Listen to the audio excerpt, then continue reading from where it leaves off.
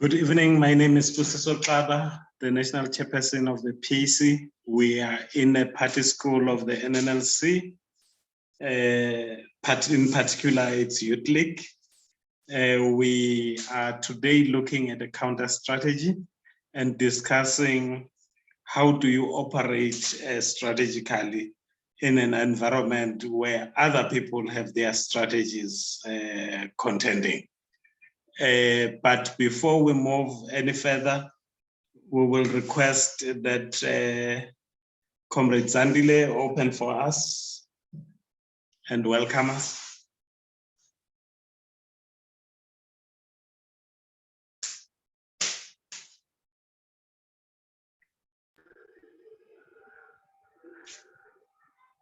Thank you very much. Thank you very much, Chair.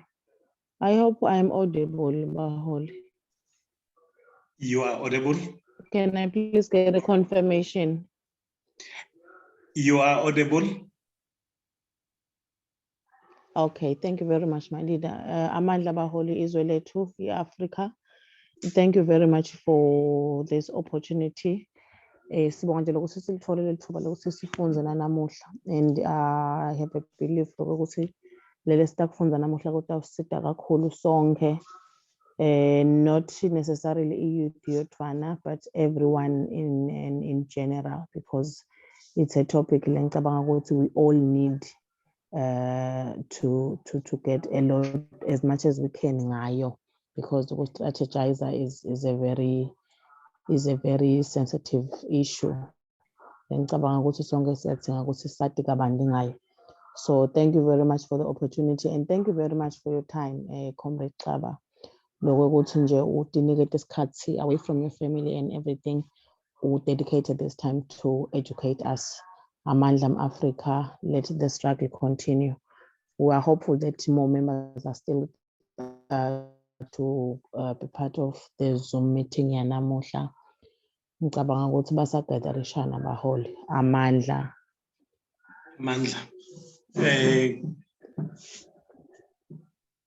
Today we are looking at a follow-up. We had a discussion on how you formulate a strategy, what are the tactics that you need to develop out of the 9 areas that we highlighted in the development of a comprehensive political strategy. But as already indicated, that unfortunately, as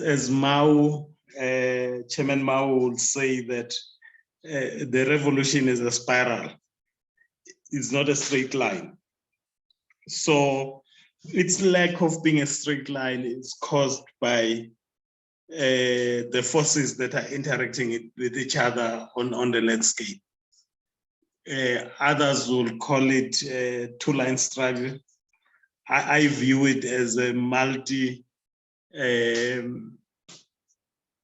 than 2-line struggle, because there are struggles that are moving in many directions. We will use an event that is similar to the event of the 29th of June in Eswatini. From an Azanian point of view, we will use the uprising of 1976 to see different strategies at play and to determine who was doing what building up to the 70s. And we see the outcome of the strategic work that took place, playing itself out in the 90s. And you will answer which strategy prevailed, from the strategy of the Apartheid regime as compared to the strategy of the liberation movement that was in play at that particular time.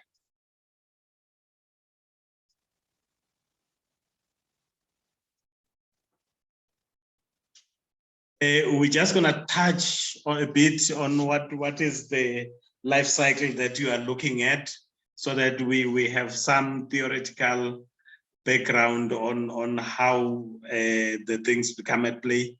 particularly the counter, taking into account that the formulation, the planning, and the implementation of strategy we've touched, and we've seen it we've discussed it in terms of execution.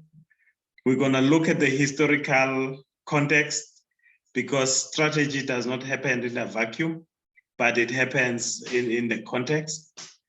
As we have discussed historical materialism, things are always connected to what happened before historically. Then we're going to look at what was the state of the liberation movement and what was the spirit of the time. Touch on the apartheid state as well. How did it look at that particular time?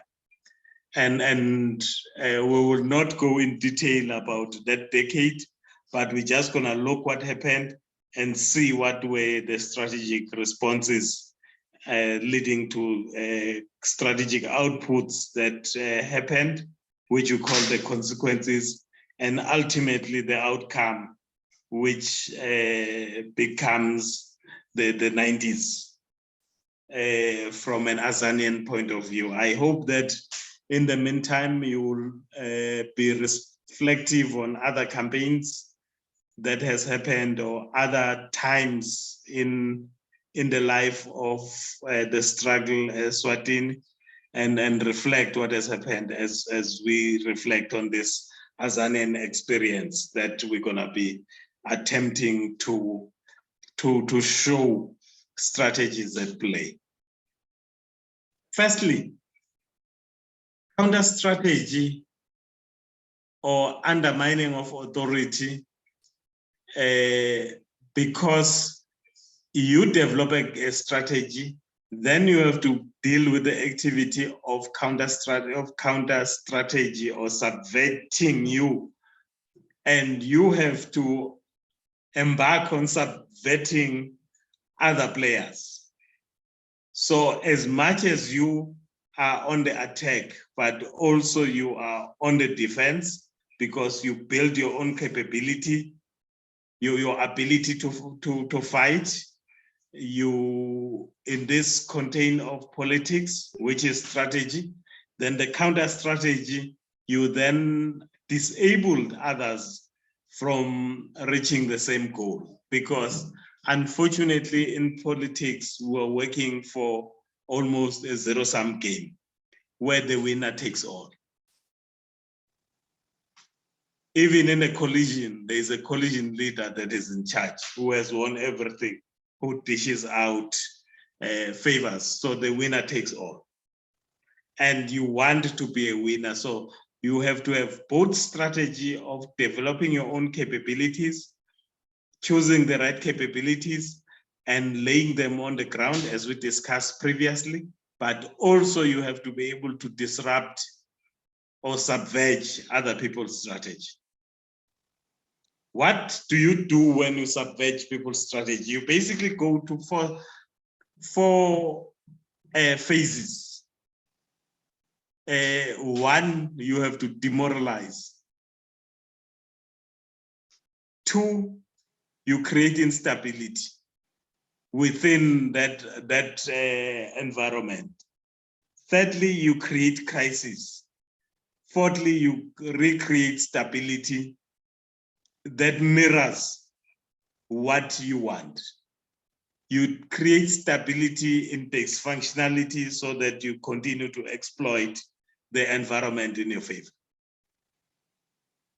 Let's take it a bit so that it's become clear. So if you look on the other side where we talk, you will see that you have seen this picture before. So as an organization, how do you demoralize? You want 1 and 2 there for your rivals or for your enemies or for your competition not to have an agenda, not to have decisions, to be in decision deficit. You want them to be continuously confused and have no direction. Because as Zunzi says in his Art of War, that the best the best people who are excellent in war are those who win without going to war, because they are able to leave their enemies or their competition paralyzed with the lack of direction. You can then control the information. Typical example is the PAC. We were quite sabotaged coming back to 1994. We were made to be said that in our enemies subverting us, they were able to tell the whole world that we wanted to throw white people in the sea, where that has never been our policy.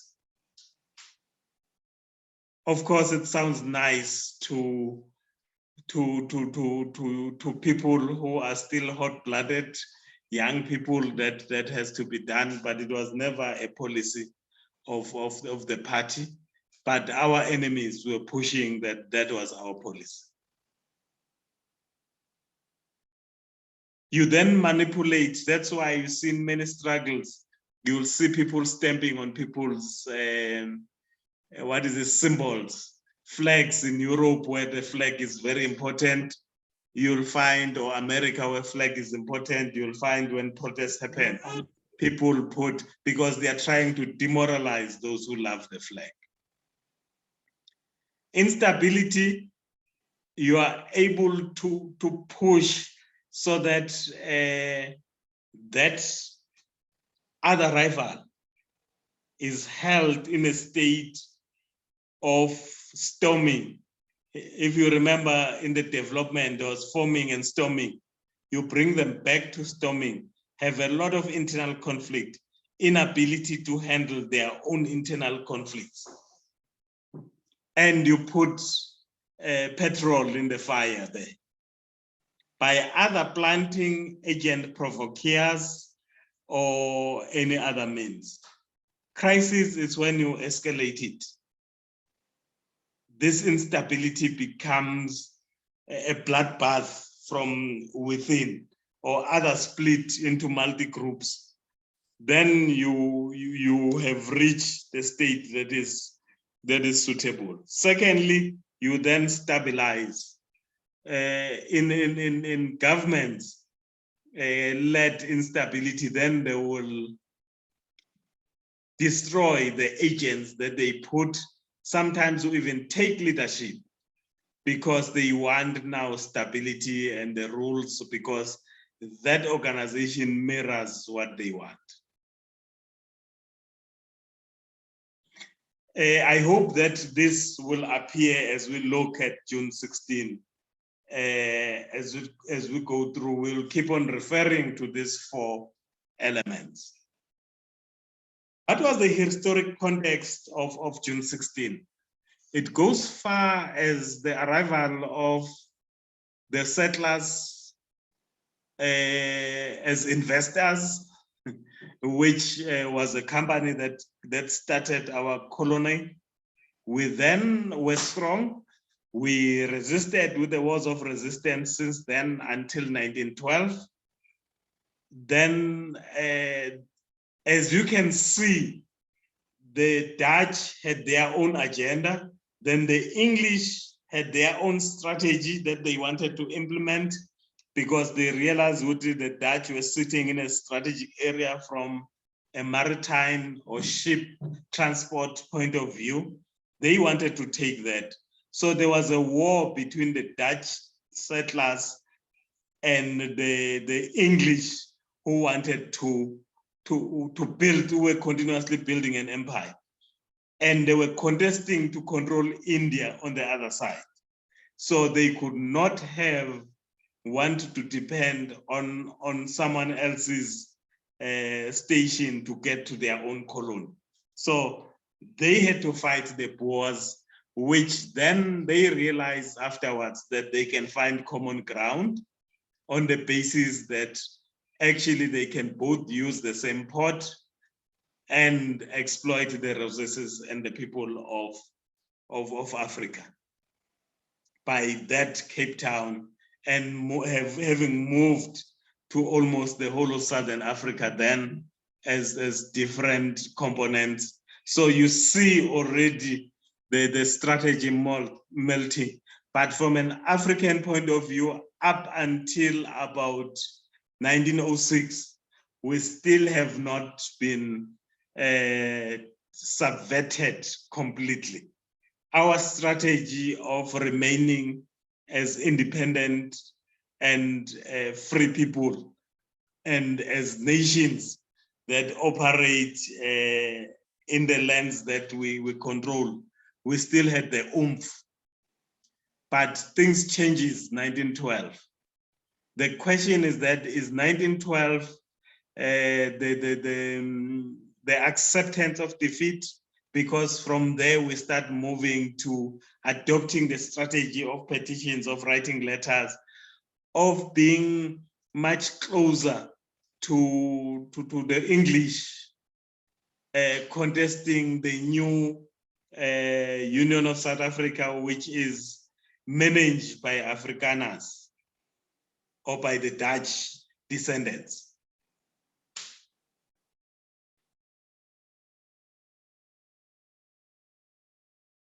There is no work literally which has gone back that was really the formation of the African Native National Congress.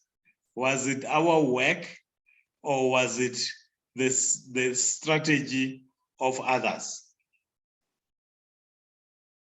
I will still challenge historians to look at that from the future. But then we see Europe outside Africa now, the so-called world wars in 1914 and 1945, coming into the picture here.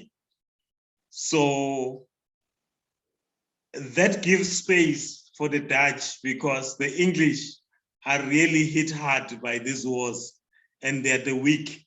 So the Afrikaner is able to push his strategy to advance himself, liberate himself. Afrikaners were split into two. Others were supporting the English, others were supporting the Germans in the Europeans' wars that were normally then given the weight that it is. When Afrikaners took the higher ground, they realized that the British were playing them. We're using Africans on one side, the educated African, and on the other side, they were pushing their own agendas. So there were two agendas that were running parallel, that were then conflicting. In the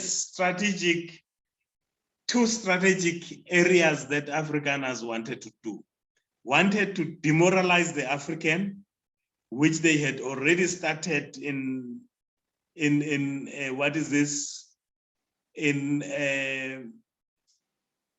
making sure that we adopt documents like the Freedom Charter, which don't look after our interests as African people, that actually split our focus.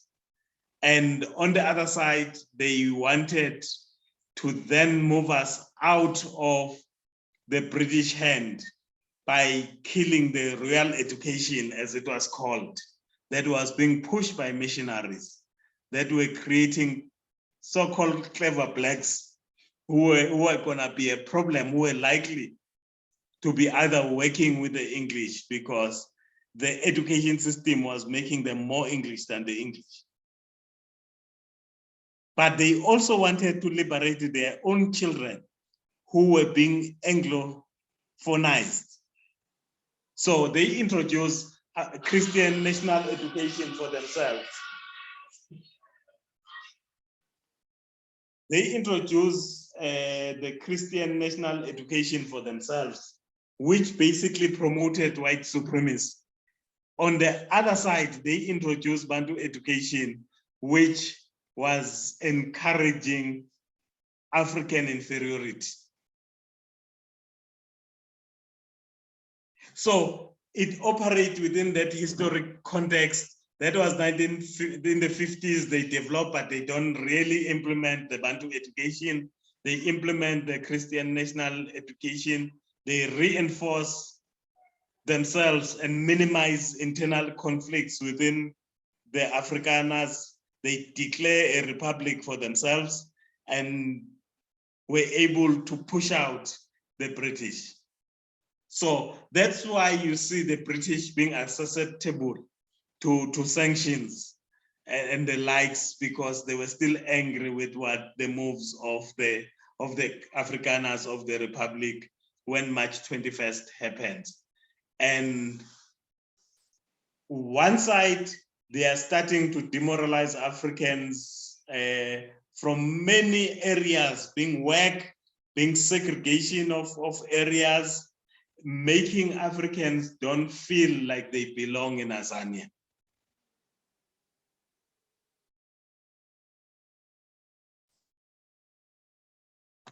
And at the same time, Africans attempt to take an aggressive posture. They move from this petition orientated in the 50s, in the 40s, late 40s, they get into more defiant, aggressive area, which accumulate to the crisis that Afrikaner create in 1960. Because now the African liberation movement is creating instability in the 40s. They encourage the communists who they hate passionately, but they are a useful tool because they represent, at that time, the Communist Party of South Africa represent the white working class, basically, which is Afrikaner. The same Afrikaners that the National Party wants to represent. But their interest is common in demoralizing Africans. That's why you see the Communist Party being aggressive in making the African split on the basis of the Freedom Charter of 1955. Is there any question so far before we move to the period of the 60s and we see the strategic and counter strategies that are at play against each other in that period? This was just more of a background. Please come through. I won't see your hand up when you come.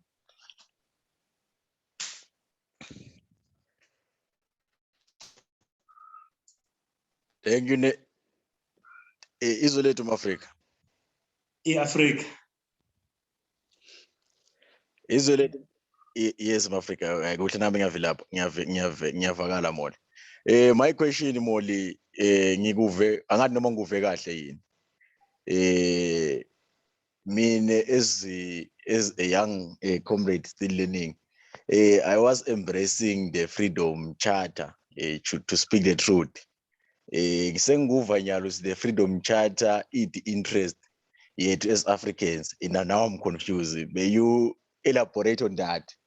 Then my other question, my Africa, is in. May you briefly, in the point where I am standing, give me the idea of petition politics and the direct politics, then so that I can have that clear. Okay, I know that petition is the letters that we write, but I have that it's related to, it's a European style, so that I can understand well leadership. Thank you.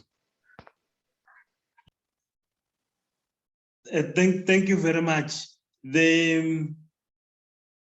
Basically, you will see that the Freedom Charter is a counter strategy to the nation building that the National Congress had adopted in 1949, which was basically saying the land belongs to indigenous people. Let's be clear about that. That's our strategic post. Anyone who lives must appreciate that the land belongs to indigenous people. They are guests here. Secondly, it then went further to say, strategically and tactically from now on, we're gonna engage the system through direct action Hence, you see the PAC organizing a march later as a formation that wanted to stay with the nation building program, which says, take ourselves to the prison and say, arrest us. Let's see if you'll be able to arrest all of us if we all come out and don't carry our pass. And we tell you that we are not carrying our pass. So the difference in direct action, let me say in positive action, and the charterist action, which I position here as petitions, as a petition politics, is that you are at the mercy of the oppressor. You believe that the oppressor is the one that will give you your freedom. That's why you petition the Queen in England and say, why do you discriminate us? Because we are educated as much as the English, because we went to English schools. So we know the English culture. We're Anglophonized. Why don't you give us vote and leave these illiterate ones? You see, that's why in the 1912 start like. So the educated, the chiefs, which some of them have been installed by the enemy, which is either Afrikaners or the English, come together and say, we represent the African people. We are the leaders of the African people. We deserve to be accommodated. You don't have to accommodate the rest, just accommodate us. So going back, the Freedom Charter counters that 1949 building because they want to soften up. They say the land belongs to all of us, belong those who live in it. Now, it does not belong to African people now, does not belong to indigenous people. It belongs to all who live in it. And regardless that the African people are the ones that are oppressed more than others, we are all going to move as equal races, because then that movement that wrote the Freedom Charter then has 4 components that are equal in say. Even more, the lower the numbers of those who are participating, the higher the voice. African people practically becomes the ones to be liberated by all these other people, other than themselves liberating themselves, as the nation building program was focused that Africans were going to liberate ourselves. I'm not sure if I have covered you. Yes, leadership. Thank you. So basically, the nation building, what is it, the Freedom Charter, it's what made young people at the time to live, the young people of the 40s to leave the African National Congress and went to formulate the PAC. Because not of what the document says only, except that first line, but the paradigm on which it's moving from and the strategic posture which it's taking, because it's keeping us in a position where we are defeatable.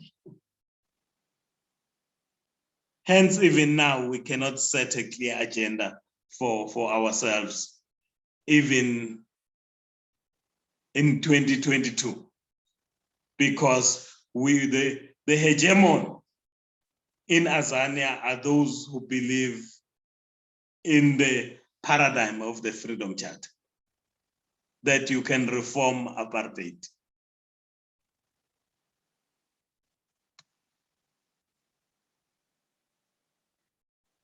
Then going to the 70s, what is happening in the world? What is happening in the liberation movement, let me say? One, the liberation movement has been pushed out of the country. It basically has to start the underground.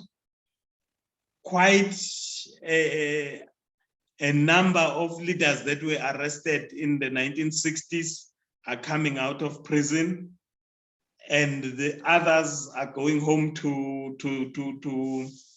they are demobilized by the pressure and the torture that they receive. No judgment there.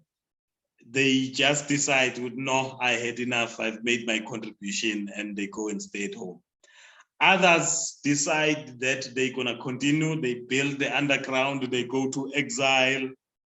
There is a lot of work being done militarily to train the military, because the initial about 10,000 people were arrested from the PAC only between 1960 and 1963, where there was a lot of arrest.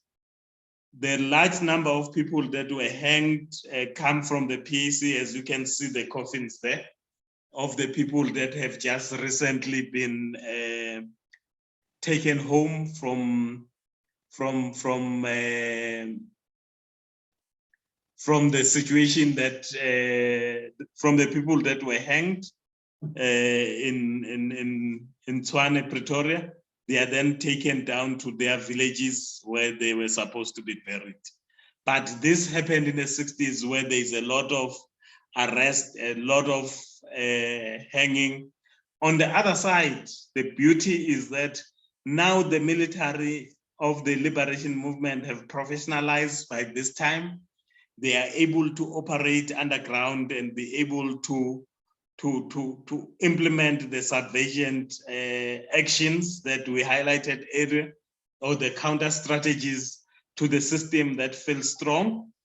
People like Steve Biko and people like Zef Mutupeng are really working on the youth, for the youth to find itself. And there is a greater influence of places like the Black Panther. So the Black Power movement, it's at its core of operations. It's at its height in the US. Good publicity that an African can stand. It revitalized the spirit which the system thought that it had killed in the 60s by killing African people marching, by banning the liberation movement, pushing it underground. The apartheid state has moved at this time. Suppression, police suppression is very strong. It is interesting when you look at the Afrikaner leaders. In the 60s, Verwoerd is running the show. Verwoerd himself is a psychologist and a sociologist. So he's a social scientist. He manipulates the environment. That's why you see him introducing a lot of bars in the townships, closer to African people, because white supremacists wanted to deny African people drink because they wanted to reserve that for themselves. They thought that it was a nice thing, because also they were still a defeated nation by the English. So substance abuse and alcohol fit in very well with the defeated people. So Verwoerd uses alcohol, inferior education. He's really into the mind destruction. That is the strategic posture that is doing anything that is doing, because information control, education is just information control. And it directs the personal agendas and the collective agendas of those people who go through that particular education system, and create particular symbols that are anti that nation that you are working on. So he moves from that strategic posture. That strategy is moving intact. However, when John Foster comes into, when Verwoerd dies and John Foster comes through, and take the leadership. He's an attorney. He's a man of law. So he believes that he can use the law and the hammer.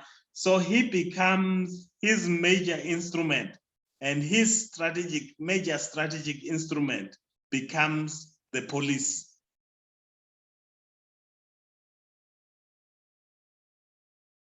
So you would see that the police plays a major role in this whole era. You hardly see the military yet until P.W. Botha comes in, who's more a man of the military after June 16, because post June 16, they thought, let me say the cabinet of John Foster thought that the police can still handle the stability internal. Remember that the point of the Dutch and the English, their major interest is to have good economic exploitation of our labor, good economic exploitation of our land and its resources for agricultural and mining, labor for industrial purposes, so that they have a good life, themselves, their children, and their wives. And they are able to feed their empire at home. Because there is always a link, regardless that the Afrikaners detach from Dutch. The Dutch or Holland or Netherlands still benefit from them being here. Because, and Germany for that matter, because they send this wealth that they generate, they also send it home. So are the English. They are working for the English empire and based in their home country. So when 76 happened, after sanctions of 1960, of Sharpeville massacre. So when that period of the 70s of conscientization, the liberation movement moving strongly in countering the fight of the mind of the people, reversing what Verwoerd has done, raising the moral, which the demoralization had happened. There, on the other side, demoralizing the Afrikaners because they see an African who's no longer accepting inferiority that they want him to accept. Then the liberation movement is interested in creating instability and moving towards ungovernability. The liberation movement's work is to create a crisis through a phase of instability, then moving to crisis. The liberation movement is not interested in stability, whereas because the Afrikaners are in charge, they are interested in a stable country. So it was the job of the liberation movement to unstabilize the stable. And 1976, when the children move out, it becomes a point where instability is created. And Apartheid does not know how to handle it. They bring the police, they shoot the kids, they create a crisis. In attempt of creating stability, they create a crisis. And that crisis gives a space. Now you see as this is happening, you see the outcomes becomes much clearer. Because strategically, the revolutionaries overcome fear and demoralization. There is a swelling of ranks because the morale is high. The morale is high. Therefore, there's a mass exodus of young people crossing borders to go for training across Africa, to come back and across the world to come back and fight the system. The ranks are swelled. So the strategy of countering the strategy of the Afrikaners is working well. Instead of being demoralized, this morale is high. Although externally, the liberation movement is attacked by instability. As these young people come, they don't find stable organization. However, their arrival stabilizes because they come high moral, they come wanting to come back to fight in their country, fight against the system that had thought that it had already completed the work of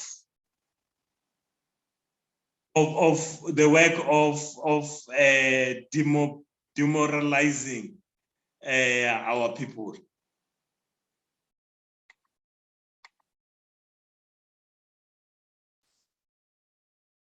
And at the same time, in that period, then you find what I call sleepers. You find religious people who were running away from being close to politics, coming out to bury these people who are dying. The anger of parents, as much as kids are killed, unions are becoming, they're allowed to operate as organizations. They become the seedbed of the struggle now. And the armed struggle intensify a decade later in the 80s. So you find the crisis become stronger in the 80s. South Africa cannot exist in Azania. It's in crisis. Everything is burning. We even burn ourselves. There's international solidarity because of the liberation movement is able to stabilize. It's able then to mobilize society greatly. It's able to set its agenda, make sure that critical decisions are made, and they are in those forums, the right forums, where they can mobilize in various countries for stronger sanctions, for issues that put the apartheid government under pressure. But this is not a static process. The apartheid state is on the move. As I said, that John Foster then leave office in 1978, if I'm not mistaken, 77, 78, just after the killing of Steve Biko. Then he comes out of this crisis. His interest is, how do I raise the morale of my people? How do I stabilize the unstable environment in the country? Now the National Party appoints a man who's closer to the military. So the military basically takes over the country, over the police, because South Africa was a police state, but now it becomes a military state. The misnomer that soldiers, the only thing they know is to shoot a gun, that's a highly misinformed position.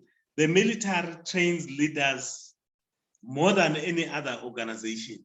So when he brings the military quickly realized that this we have already lost.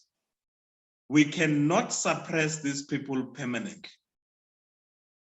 Unlike the conventional theory, if you read Afrikaner literature, it makes it clear that from the time P.W. Botha came into office, he started working for a black government.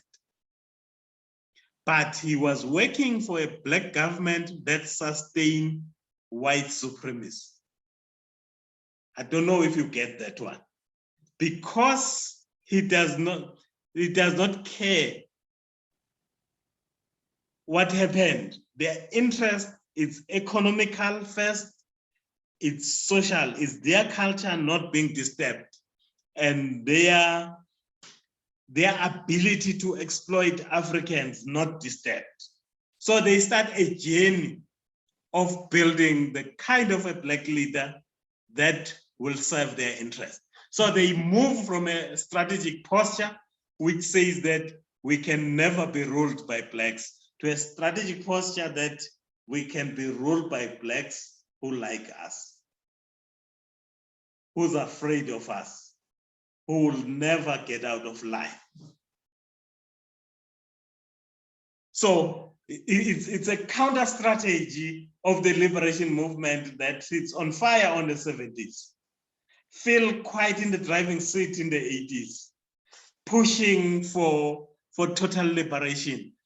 The apartheid state at this time is collapsing because of sanctions as well, and collapsing because of general anarchy in the country, because criminality has just increased, because everyone has been pumped that you must not respect authority by the liberation movement.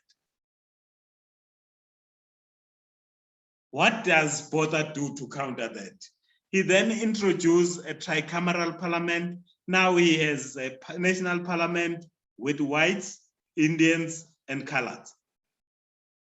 Then he creates Bantustan's independent state of Africans inside that are put in areas that they are sure that they can never be economically viable. They can never be strong enough to start contending. They will always accept the crumbs from the plate of the enemy. Remember, on the other side, liberation movement is exploiting religious and trade unions. On the other side, P.W. Botha gives the union greater space because he wants to get more union leaders that are African and are black in general, so that when their turn comes to rule, they've got leaders that they have groomed themselves.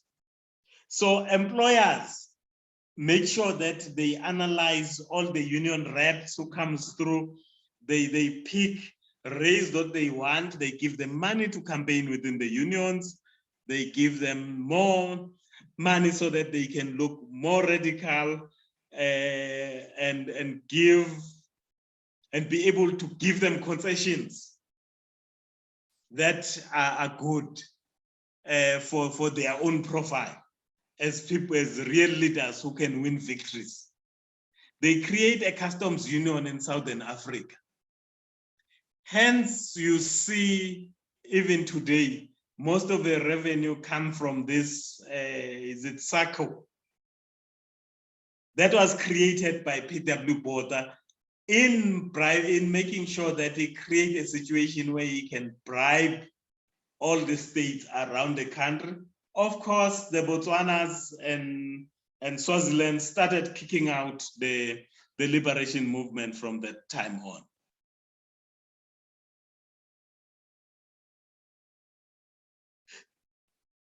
And they don't succeed in putting Africans as a medium of instruction, but they sustain Bantu education. They sustain an education system, whatever name it's called. They even remove Bantu education. They sustain the education that keeps an African inferior because they don't want quality leadership that will contest them. They still want educated fools. Regardless of that, they then, the meltdown continue. They start identifying among the three liberation parties outside that form the liberation movement. They work to split that. They pick one which is likely to fit in with the bill they have. Remember, we talked about the Freedom Charter. They suddenly reevaluate, is the Freedom Charter threatening us or not? So the organization which was carrying the Freedom Charter, they approach it, they make sure that it's well-resourced. Internally, they create an impression that he or which is fighting more than any other liberation movement. They are always talking about it. They are always insulting it. But the trick here is only to raise the profile among the African people so that it becomes the automatic choice. So the question becomes, come 1994, de Klerk, who was more hawkish than P.W. Botha, he was not liberal at all. He was a redneck of the Afrikaners. He opens up. Why does he open up? He opens up because the interest is secured. So when you see 1994, the question becomes, is it the victory of the liberation movement in context with the massacres of 21 March, June 16? Is it the victory of the liberation movement, or is it the victory of the apartheid state?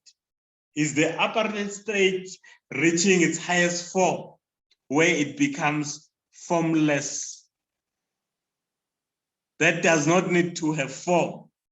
Is it Verwoerd's seed coming to fruition because now they can utilize the mind of an African, no longer need hardware because the software can do the job on African people? What has been the result post-1994 from what you know? Does it represent the agenda of a free, liberated African who's able to self-determine, who's self-reliant, who can create his own companies, his own job, does not need to seek a job from a white supremacy system? I will not answer that question. I hope that you will have your opinion. Why do I take you through this?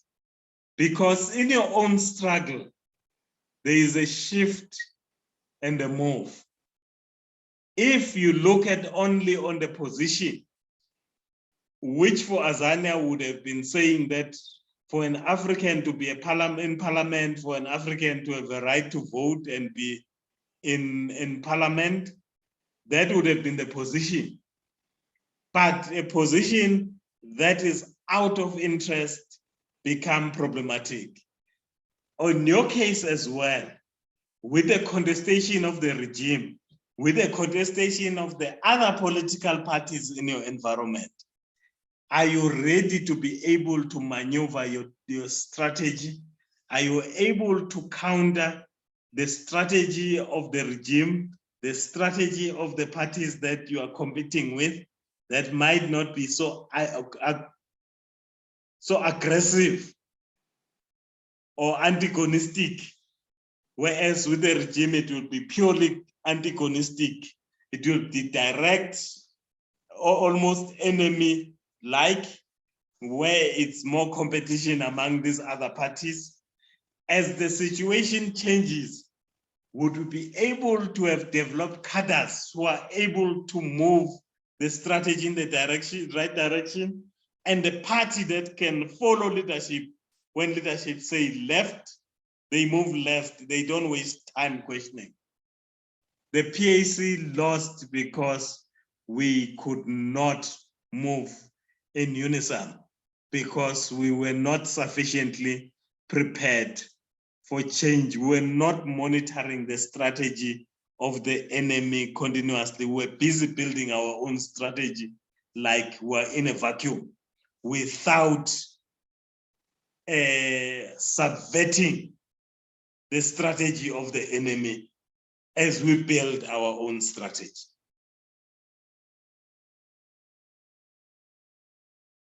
Your comment.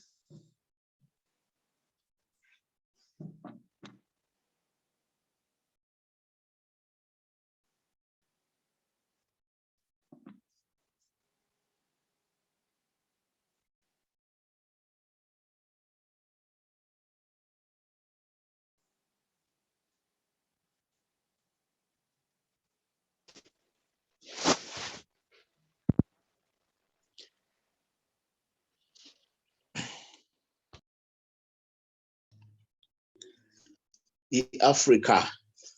Izwe To comrade. First of all, I'd like to thank you for the presentation that you have just made.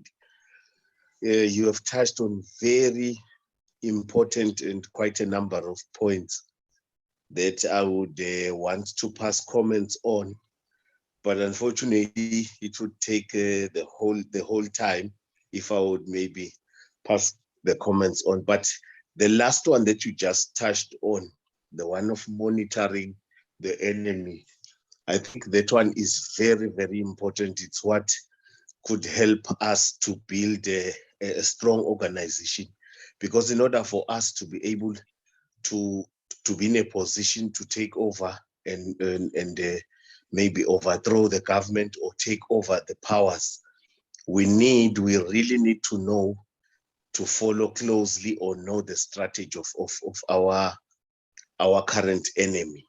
In as much as you have talked about aligning ourselves and maybe monitoring our competitors, which are other political parties, I really strongly believe that we need to monitor our enemy. That is very important. That is one of the important points that I've just noted in your current presentation. I thank you, comrade. Thank you very much. Is there any other comment?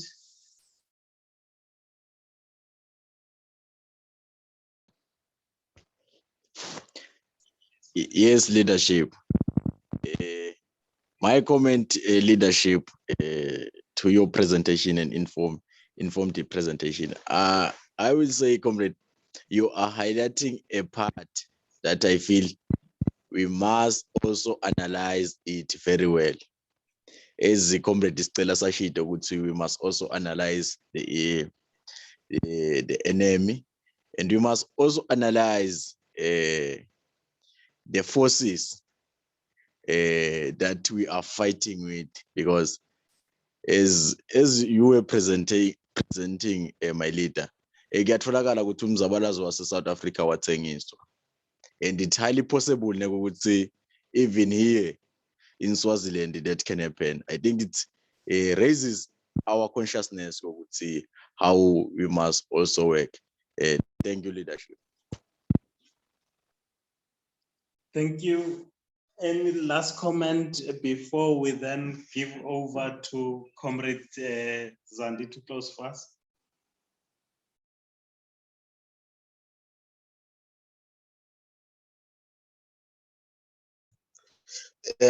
On another note, in Africa, I also noted on your presentation you were talking about the Freedom Charter and it not represent. I don't know. I'm not going to put it exactly in your own words, but according to my understanding, you were talking about the Freedom Charter not representing the interest of the people as it was before 1994, which means, in a nutshell, we was the South Africans, they were sold a dummy into thinking that the Freedom Charter after 1994 was going to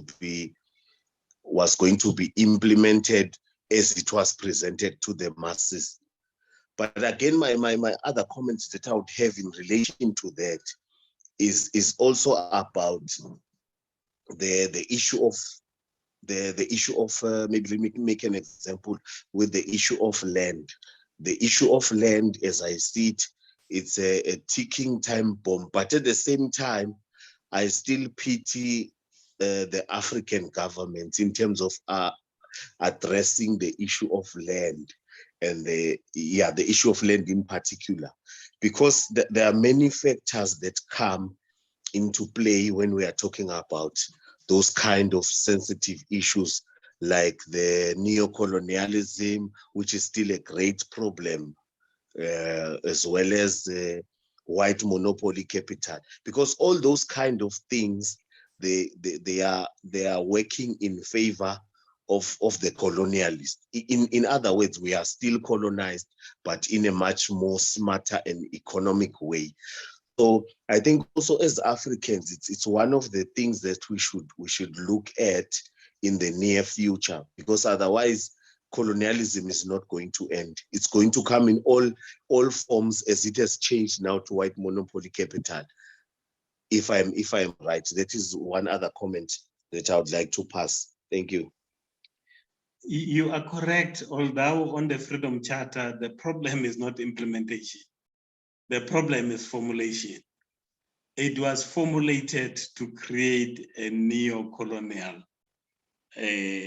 state by its design. So it's post-1994, it does exactly what the Freedom Charter needed to do, to protect the white worker then who did not want to compete with an African.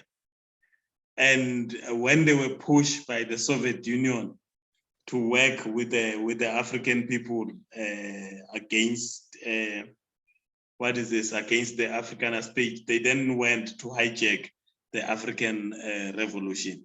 So it creates the situation where we go halfway through our liberation. And as you all correctly said,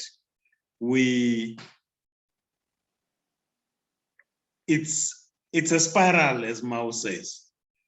It will go and forward. We must always be vigilant, because there is always a counter strategy that works against our strategy.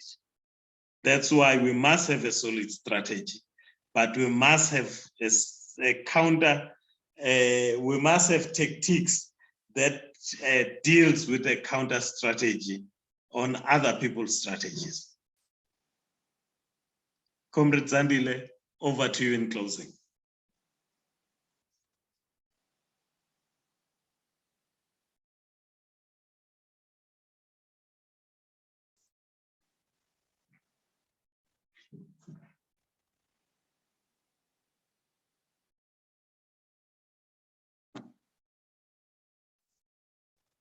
Are you still with us, Comrade Zandile?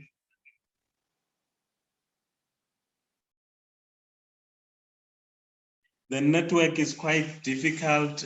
Comrade Mafafa, may you close for us?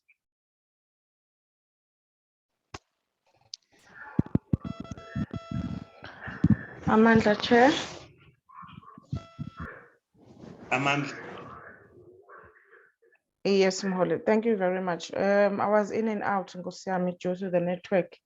But I'm hopeful that I will get the full presentation when I download it on YouTube. But thank you very much for your time. And thank you very much to everyone who participated. Sine challenge lenguli network this today, but nje siyabonga ukuthi we were able to get those bits and pieces of the presentation. Amandla. Thank you very much, Izwelethu, Africa. Africa.